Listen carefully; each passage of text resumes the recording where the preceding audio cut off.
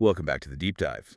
Today, we're really getting into some remarkable shifts happening in the crypto market. We've been looking at the latest from the Digital Watch Observatory, their report from July 16th, 2025. It's, well, showing a lot of action. So our mission here is to unpack the significant strength we're seeing right across the crypto market. We'll hit the key assets, look at what's driving things, and what these numbers might actually mean for you. Let's jump in.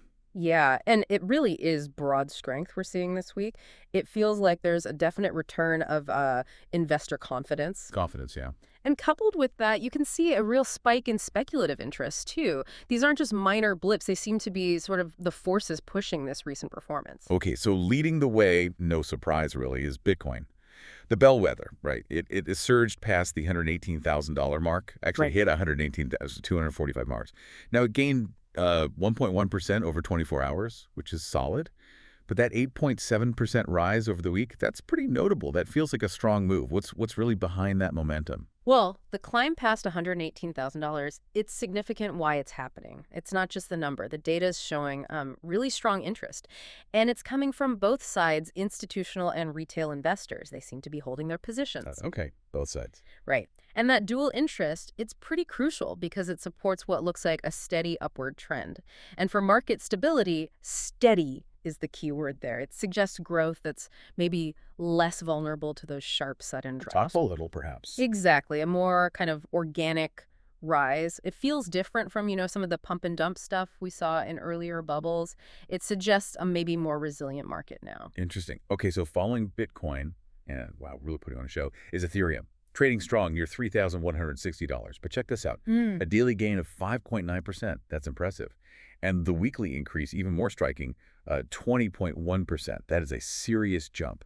You mentioned network activity and capital inflows. For people maybe still thinking about past crypto winters, how do these indicators offer maybe a different kind of reassurance than just price? Yeah, that's a good point. Ethereum's strength, it seems really tied to those two things, network activity and capital inflows.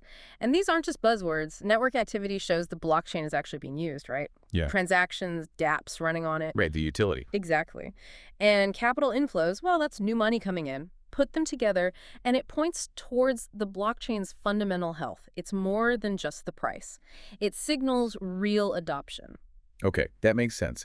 Now, here's one that really jumped out at me. XRP. What a performance. A massive 26% weekly gain, hitting $2.93. And get this, trading volumes over $6 billion in just 24 hours. That's a lot of activity for one asset. It really is. And for XRP to pull in that kind of volume, especially given, its past regulatory hurdles, it just underlines that the market's appetite is broadening out. Yeah, broadening out. Investors are definitely looking beyond just Bitcoin and Ethereum now. Exactly.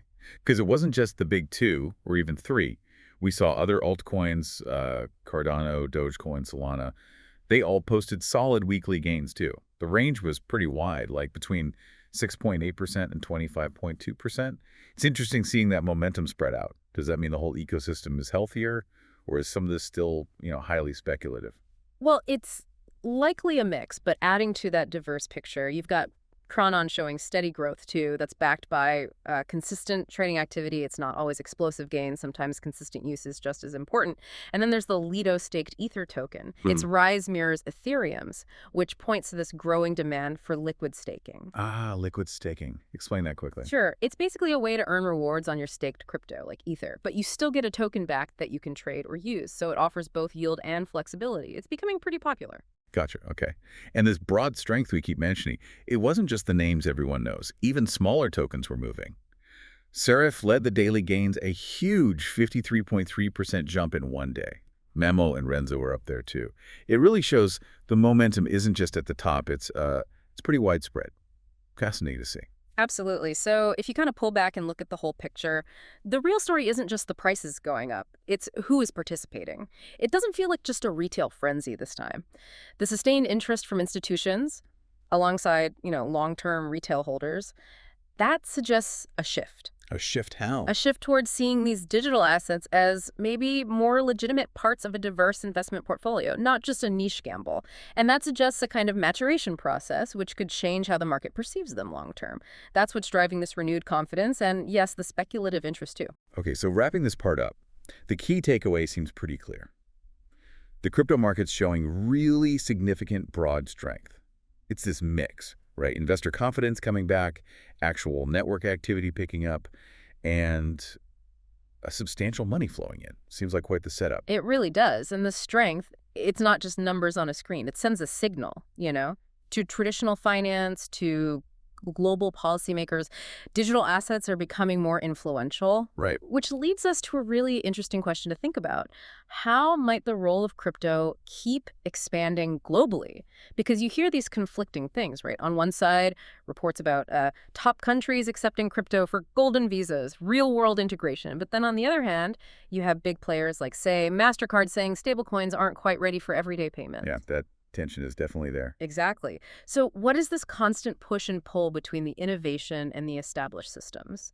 What does it tell us about where things are headed? The future intersection of digital assets with traditional finance, or even things like international policy? That's a great question to leave folks with.